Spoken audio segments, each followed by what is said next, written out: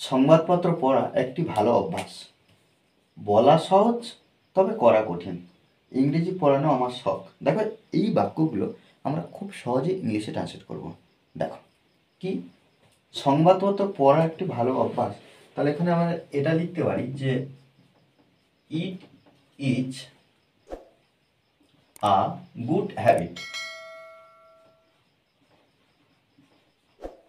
দেখো, তাহলে it is a good habit. It is a good habit কি, একটি ভালো অভ্যাস। কি, সংবাদপত্র পড়া। এর জন্য আমরা কি করব, টু, এই যে পড়া, to read, read newspaper. To read newspaper. Okay, বলা সহজ তবে করা কঠিন। এখানে লিখব কি, ইট ইজ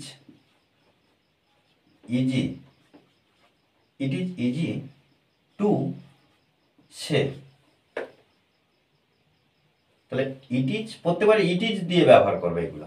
তাহলে ইট ইজ ইজি টু সে, বলা খুব সহজ বা বলা সহজ, তবে তবে করা কঠিন। তাহলে কিন্তু, but, but difficult to do, but difficult to do.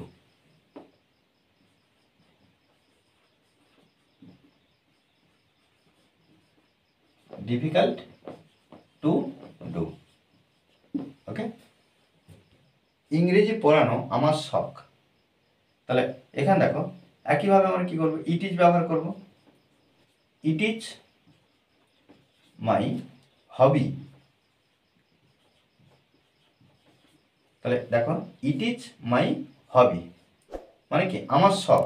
তাহলে এটা হয় আমার শখ। ইংরেজি পড়ানো, তাহলে এখানে টু, আচ্ছা এখানে পড়ানো টিচ, টু টিচ ইংলিশ। ওকে, দেখো, গরিবদের সাহায্য করা সকলের দায়িত্ব। এখানে দেখো, ইট ইজ দ্য, তাহলে it is the duty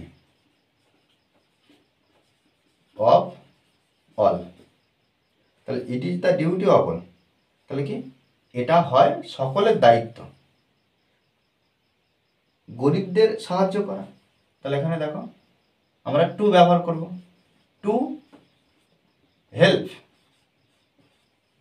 help কাদের, গরিবদের, পুয়ার। ওকে, দেখো, আচ্ছা এখানে টু হেল্প দা ব্যবহার করো, দা পুয়ার ব্যবহার করো, নির্দিষ্ট হয় কি, গরিবদেরকে বোঝানো হচ্ছে। আর এখানে দেখো, এই যে শেষের যে বাক্যটা, সকালবেলা হাঁটা স্বাস্থ্যের জন্য ভালো, এই বাক্যটা আমাকে অবশ্যই কমেন্টে জানাবে। কেন? কারণ আমাদেরকেও প্র্যাকটিস করতে হবে। মনে রাখতে হবে যে প্র্যাকটিসের বিকল্প কিছু নেই। ওকে, আর এই ক্লাসটি যদি ভালো লাগে অবশ্যই লাইক কমেন্ট শেয়ার। আর যারা এখনো পর্যন্ত এই চ্যানেলটি সাবস্ক্রাইব করেননি তারা অবশ্যই চ্যানেলটি সাবস্ক্রাইব করে পাশে থাকবেন। Okay, thanks for watching this video.